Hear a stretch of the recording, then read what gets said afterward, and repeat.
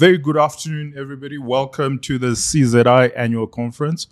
Today is day one. If you know, last Friday we had the pre-conference and it was riveting and exciting. I had a great time. So I'm looking forward to today. Already we've had very interesting speakers, masterclasses, and interesting. So today is day one. That's 8 October 2025. And it's scenarios, futures, and systems approaches to strategy and business model innovation. And we've got a very important guest who flew all the way from Sweden.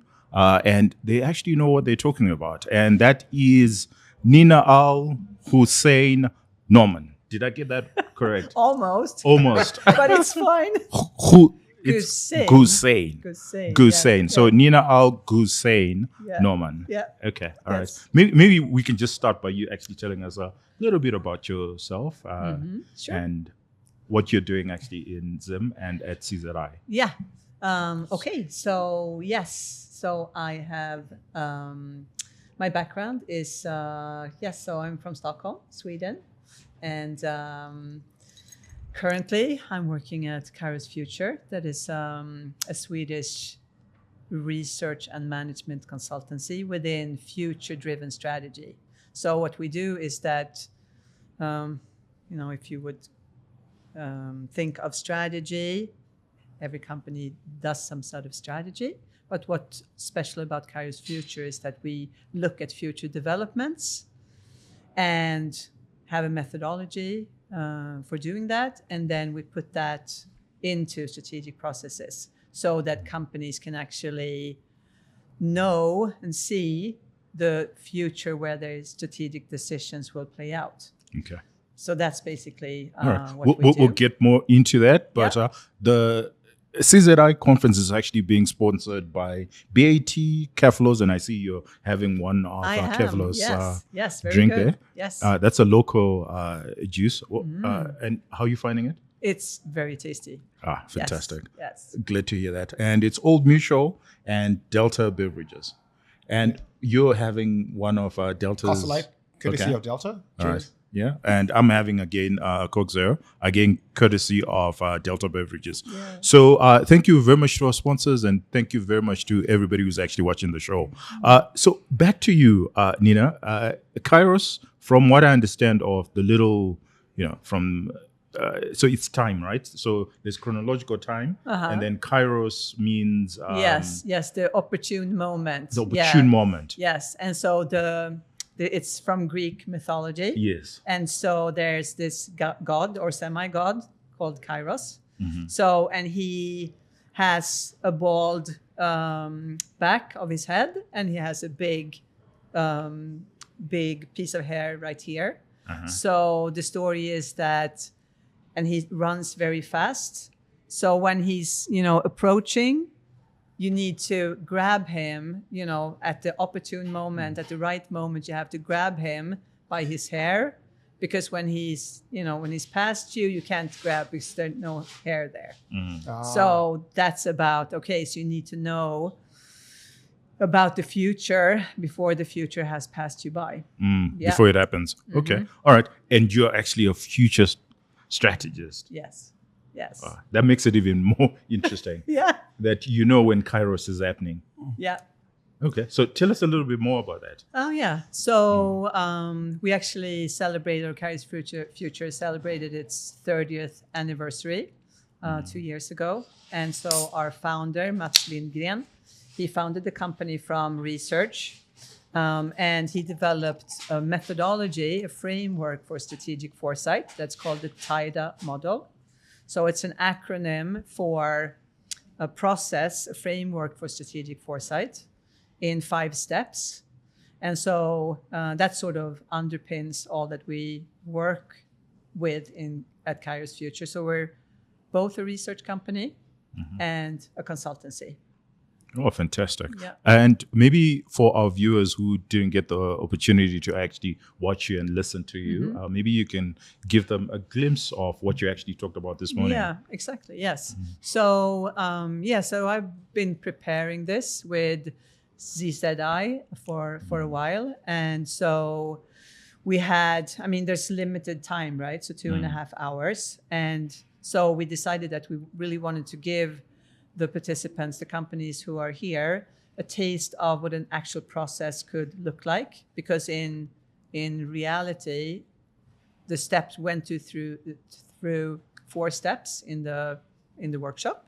And if you would do that, in a real context, that would take several days.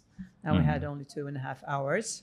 So I started by giving a lecture on, what Foresight is and, how you work with it and what the main purpose is and things like that. And then we moved into the workshop process.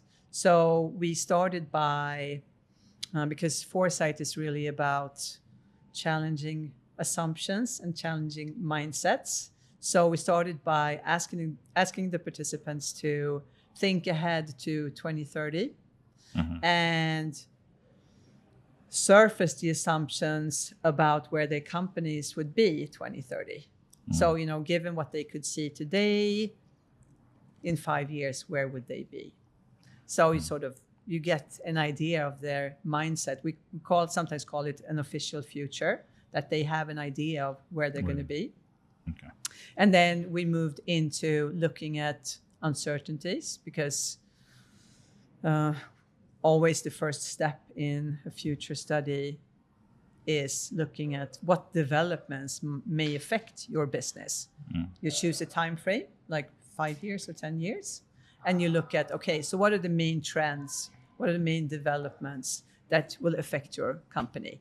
So I had prepared some cards, some papers with uncertainties, areas where companies need, and I did that, not on a global level, but a local Localized, level. okay. Yeah. So it's about energy. It's about, the economic situation. It's about climate. So I had 7 uncertainties in all, and they got to choose for their own company which uncertainties would be most important for them to keep track Okay. of. So we'll get into the details. Yep. But just an anecdote that our audience might actually find interesting is Yep. scenario planning scenarios as an industry was started by Shell, right? Yes. In 85, 82, 85? No, it's earlier than that. Earlier than that. So it's Yeah. in the late 60s and early 70s. Yeah. Yes. And they were looking at oil prices, whether Yeah. oil prices will get to 100 or Yeah. they would come down to $2. Yes. And the idea was to build scenarios around that. Yeah. And it's really building scenarios, not necessarily around the strategy, but around uncertainties. Yes, The exactly. greater the uncertainty, Yeah. the better it is to actually then start to, conceptualize. Yeah. To allow people to actually conceptualize what a future would look like. Right, And yeah. in the 60s, it was quite, I would say that was the peak of innovation. I know that Rufaro will disagree, but I think when you look at what was happening around the world Right, and the sort yeah. of innovation and technology Yeah. that we saw in the 60s, we don't see that kind of visionary thinking. And I Mm-hmm. think scenario planning industry Yeah. arising from that gives Yeah. us a glimpse of what it looks like. Yeah. So what I would want you to do for us before we then discuss it is, could you give us the scenarios when you're looking at Zimbabwe and what the future looks like? So the calamitous and the nirvana. What does a bright future look like, and what does one that we should be worried about? Okay. Yeah. So, I mean, I just want to first respond to what the scenario development.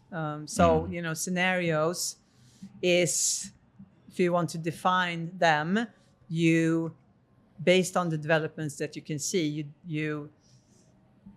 you develop stories about different future worlds. So it's not one future, it's futures, multiple futures. Okay. And then you sort of test your strategies. Are they robust in whatever future may come? And so for each company it will be different. I mean, you can talk in general terms, but then you have to be specific to your organization. So, I mean, in the current business landscape, both on a global level, because we have the global development, we have the local development. I would say that there are so many uncertainties globally now, and things are at an extreme. So changes can also be very extreme. And so, for example, there's a global geopolitical situation that is very unstable. Some regions are, sort of drawing into the background, and some are coming more to the front. And so I would say that, given that some developments would go the right way in Zimbabwe, there's really great opportunities. Okay. But there are also great risks, of course. Yeah. So, I mean, in the best of worlds, you would have, a stable regulatory system. You would have a stable currency system. You would have not be extremely affected by climate change. And so that would sort of, stabilize the region, enable, investment in innovation, enable, greater inflow of capital and also, connection and interaction with other parts of the world. That's definitely a possibility, I would say. Okay. Yeah. What do you think? When we look at the possibilities, let's look at Zimbabwe. Specifically, I think that because we are, let's take gold as an example, the gold price. So what I'm hearing is greater uncertainty, geopolitical uncertainty around the world means more likely that gold price could increase. What does the future of Zimbabwe look like if gold price were to get to 50,000? Let's go ridiculous. That's crazy. Right? It gets to 50,000. No, but that's the whole idea of scenario planning, right? Yeah. To look at the extremes. To look at the extremes and say, what does that future look like? And also futures. I'm listening. Yeah. What do the futures look like if gold price were to get to 50,000? And also if gold price were to come down to 200. So suppose there's, for whatever reason, there is some sort of stability geopolitically. But let's start with the first scenario where we say gold price hits 50,000. Well, look, I think that scenario would be fantastic for Zimbabwe. We've got lots of gold, so that would just increase our gold receipts by orders of magnitude, literally, 3-4 orders of magnitude. We would in one fell swoop go from being a poor country to being a rich country, per capita. The income would be massive. And in fact, the concern actually would be what we saw several decades ago with the petrostates in Africa. That wealth was actually then engendered a lot of political instability. I don't know whether that's something that we ought to be concerned about in a scenario where there's just so much wealth.